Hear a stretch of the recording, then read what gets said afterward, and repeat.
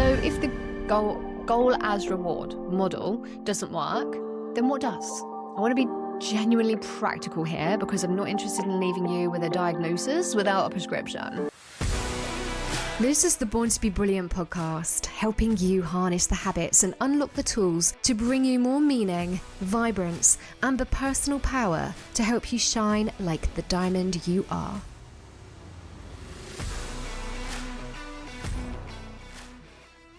Every hurdle you'll ever hit in business fits into one of four categories: psychology, capacity, skill, or application.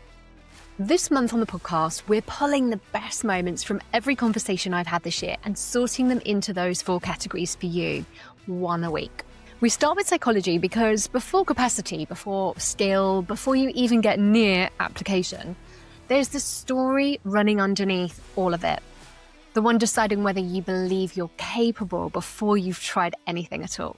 I've had guests on this show open up about subconscious money trauma, about the identity shifts that come with real growth, about what it takes to stop sabotaging the success you say you want. And I've shared plenty of my own psychology here too, unfiltered. This week's best bits are about the mind games, the mirror a handful of brilliant guests have already held up for me, and now for you too. Have a listen.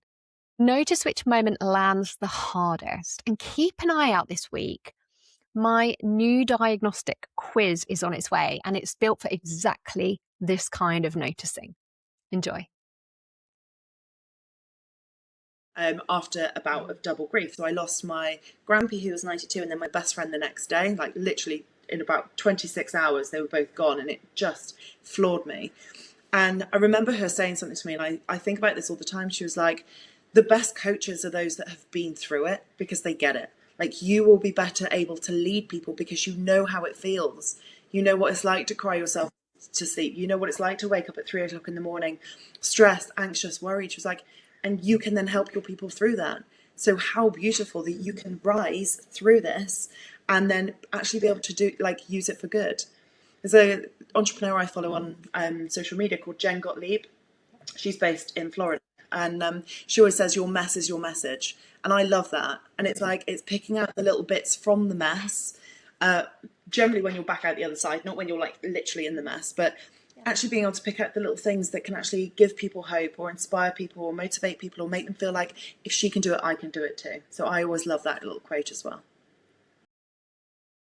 Like, nobody becomes a nutritionist to buy a Ferrari. No. Although there's a few of them that they've done really well, but that's not their driving force. Like, no, not one single one of my customers has ever come to me and said, I want to build a $10 million business. And there's nothing wrong with saying that. It's just, they probably will go on to do that. It's just that their focus is on the impact that they're going to have and the business, the help that they are going to be able to give people. Mm-hmm. And I think it doesn't matter whether you are an integrative medicine doctor who helps people with cancer, or you are a brand designer or a business coach or a financial advisor. Like, there are people within every single industry that do what they do because they want to help. And the money is part of it, but it's not the main driver.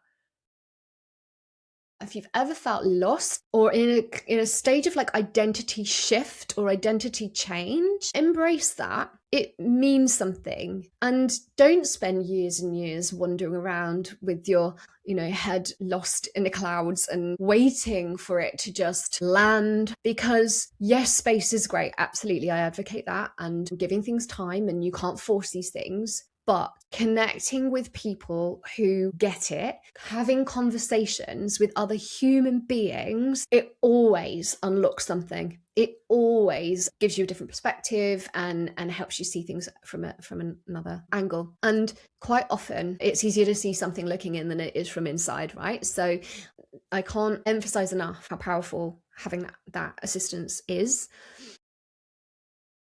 So if the goal as reward model doesn't work, then what does? I want to be genuinely practical here because I'm not interested in leaving you with a diagnosis without a prescription. The first thing that changes it is deciding with real serious, not lip service, deciding that joy is a priority, not a nice to have, not something you'll tend to once the business is further along, a priority right now. Because the version of you that's joyful and energized will build a better business faster than the version of you that's grinding through. Once we manage to do this, we stop then outsourcing the answers. And then we start, this is where the magic happens, we start trusting. We start trusting ourselves. We start trusting our own judgment. We trust our decisions. And we trust the path we're following, like the goal we're going for, the clarity of what it is we're even doing it all for. Once you come out of that confusion and you can start to do that level of self-trust leads to more self-worth, which leads to more self-confidence, and those things are I hope you enjoyed this episode, and remember, go out there and shine your light bright because you were born to be brilliant.